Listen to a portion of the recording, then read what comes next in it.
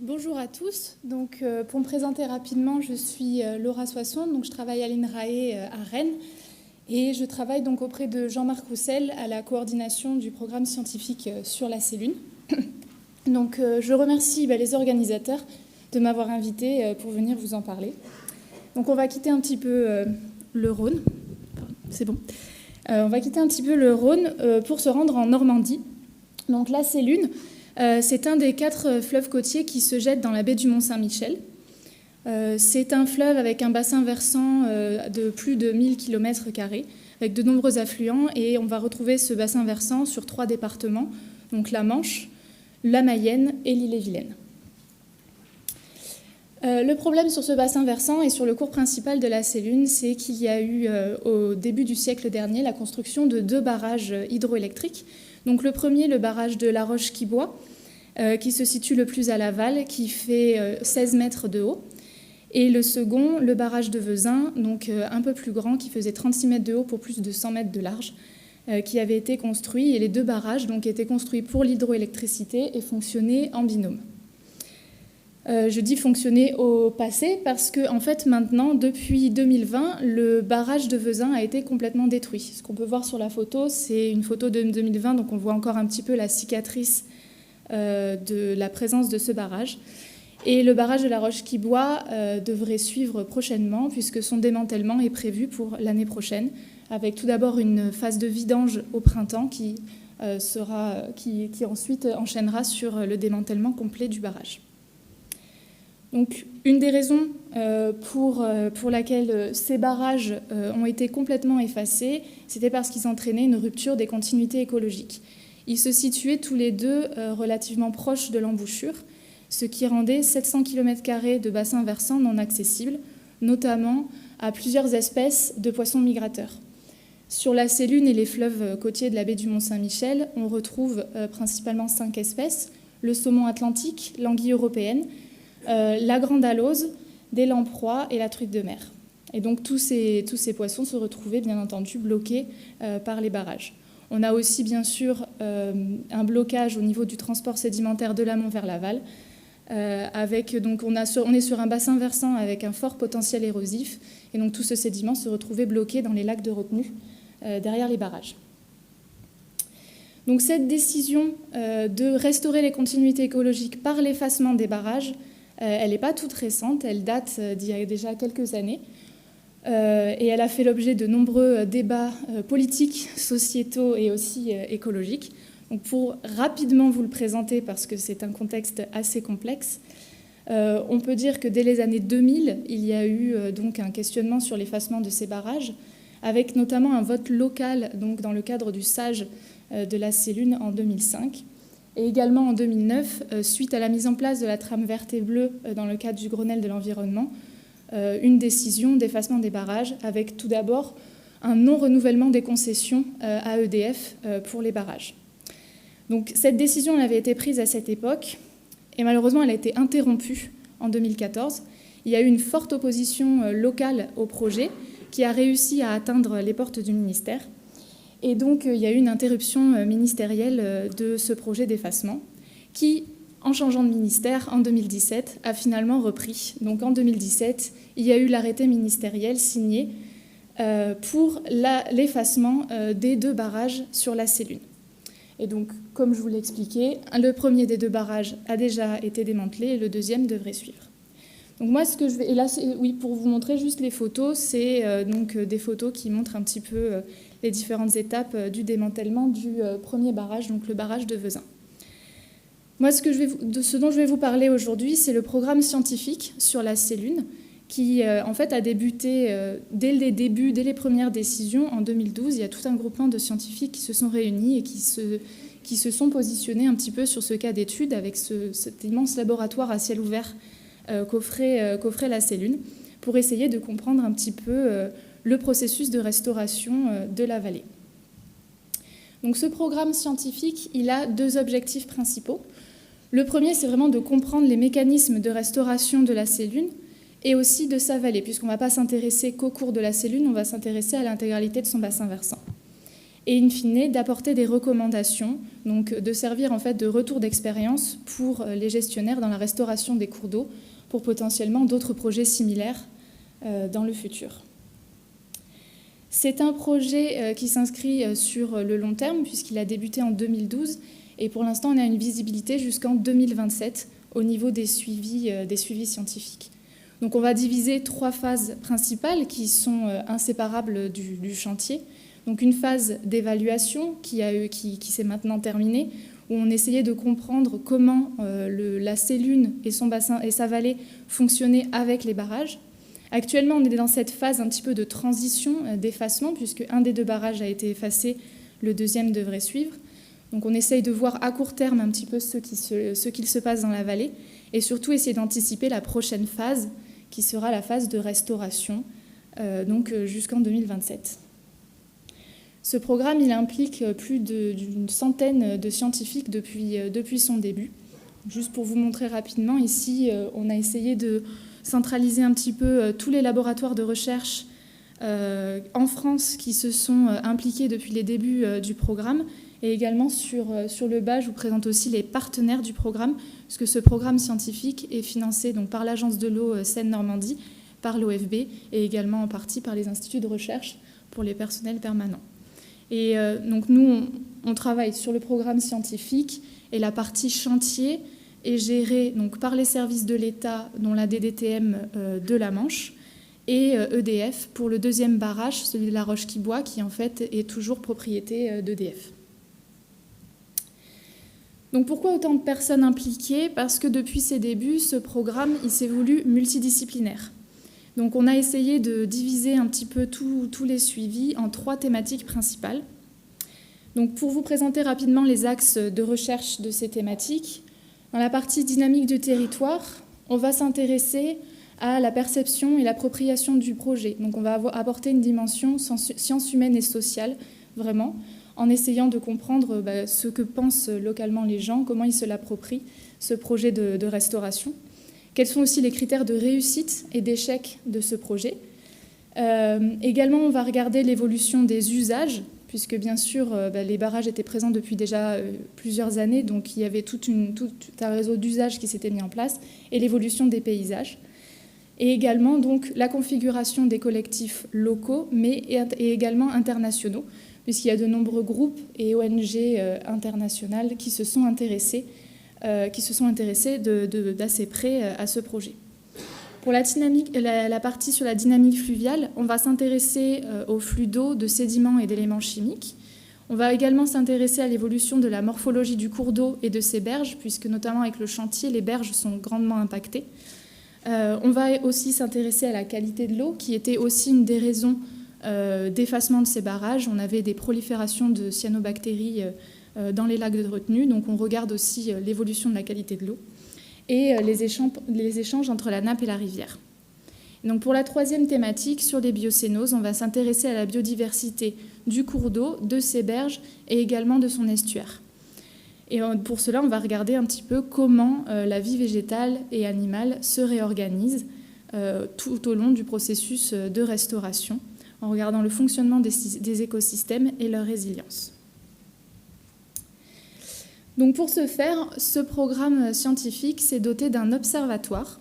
Donc l'observatoire, il existe depuis 2019, mais en fait, il utilise bien entendu toutes les données qui ont été collectées depuis les débuts du programme scientifique.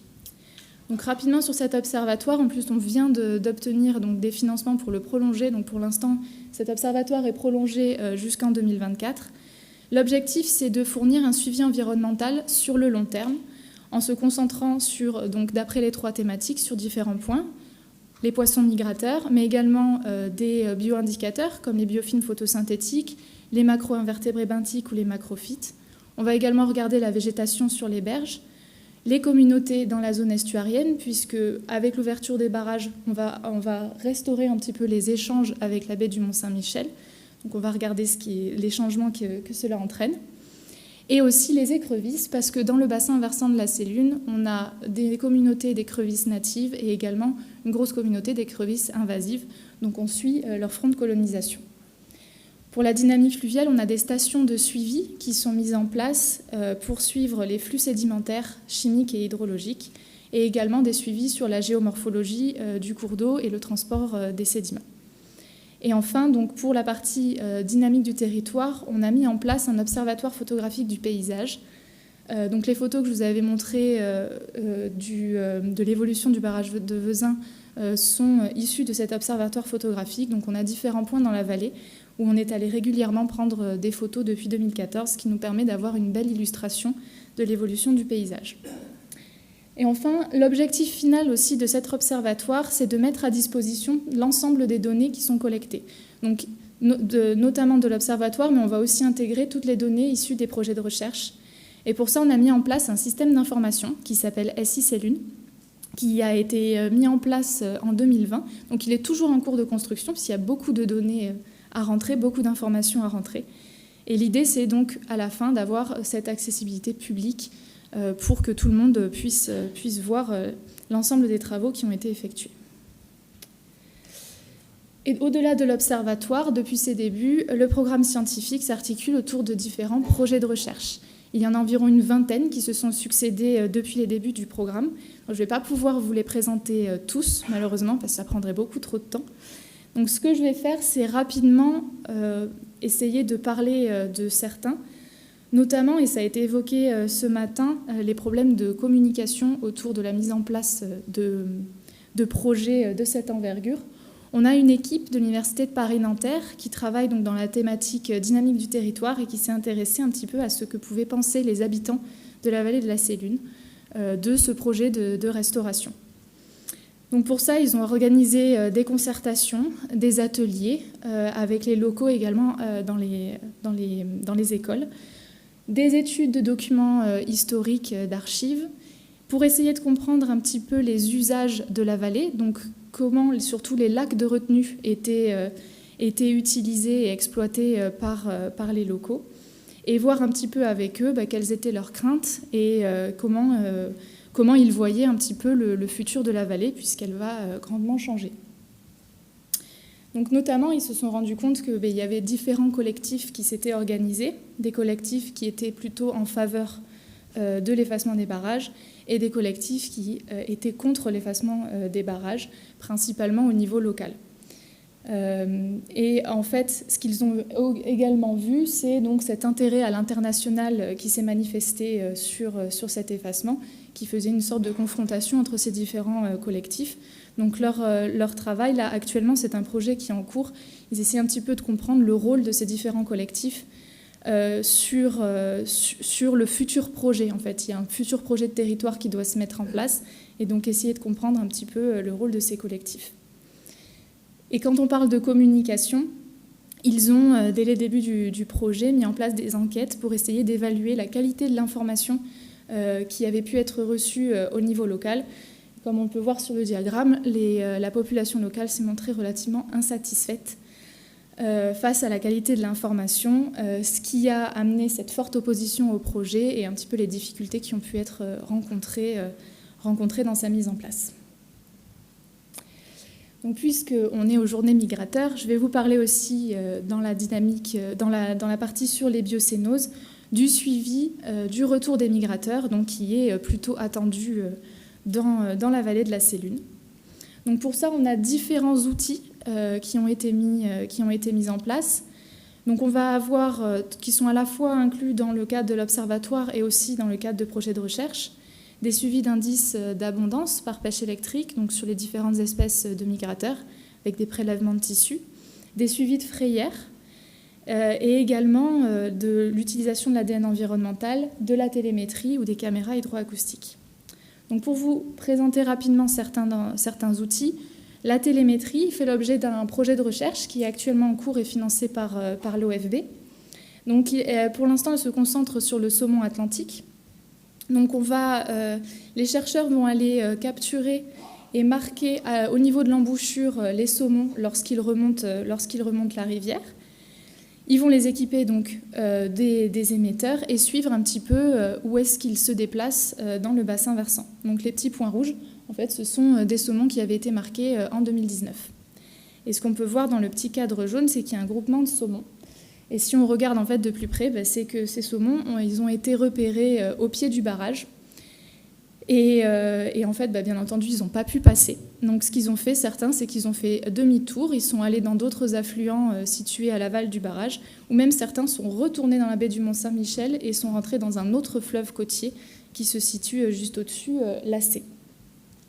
Mais ce que ça montre, en fait, c'est que, bien entendu, pour l'instant, le barrage y est toujours, donc on n'a pas encore de saumons qui ont franchi le barrage, mais c'est qu'il y a un potentiel de recolonisation et que cette recolonisation pourrait se faire relativement rapidement une fois que les travaux seront achevés.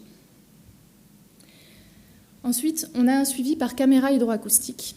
Donc cette caméra hydroacoustique, c'est une caméra Ditson qui est installée en un point fixe à l'aval des barrages depuis 2013. Et elle fait donc une acquisition en continu depuis 2013, elle fonctionne toujours.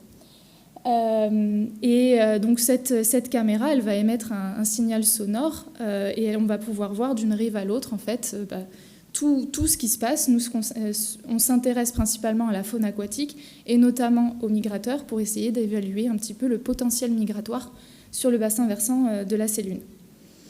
Donc ici, ce qu'on peut voir, c'est un travail qui est assez fastidieux parce que vous imaginez bien qu'il y a énormément de données récupérer. Il y a un gros travail de tri à faire sur les données. L'idée, c'est d'avoir un comptage en fait, du nombre d'espèces et d'être capable en fait, d'estimer l'abondance totale d'espèces, mais également à l'échelle de l'espèce dans ces passages dans la zone aval, et également des distributions de taille. Donc ils sont déjà capables de le faire sur certains individus, comme par exemple le saumon, en fonction du type de nage, en fonction des dimensions, en fonction de la direction, en fonction aussi de la période à laquelle ils sont mesurés.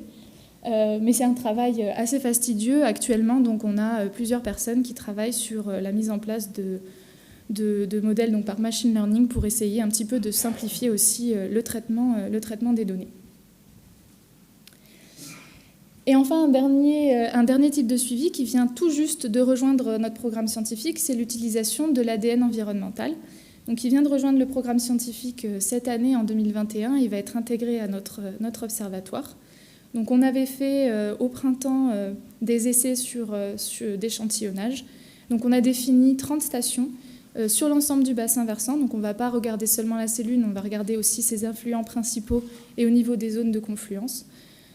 Pour essayer d'avoir une idée. Donc on va vraiment principalement se concentrer sur les marqueurs migrateurs, mais peut-être dans le futur, on pourra s'intéresser aussi à d'autres espèces et donc essayer de voir un petit peu la répartition. Donc pareil, pour l'instant, le dernier verrou est toujours en place, donc à l'amont, on ne trouve pas de migrateurs, et dans le futur, en faisant ces suivis 2 fois par an, on espère pouvoir trouver des traces des migrateurs qui remontent sur la Sélune et ses affluents.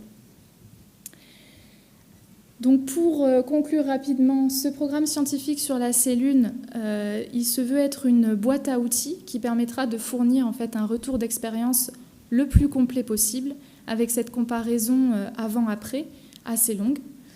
Il a son système d'information dédié qui est en cours en construction. Donc il est déjà disponible en ligne, il y a déjà des données qui sont disponibles. Si vous souhaitez le consulter, on a un accès par un portail cartographique.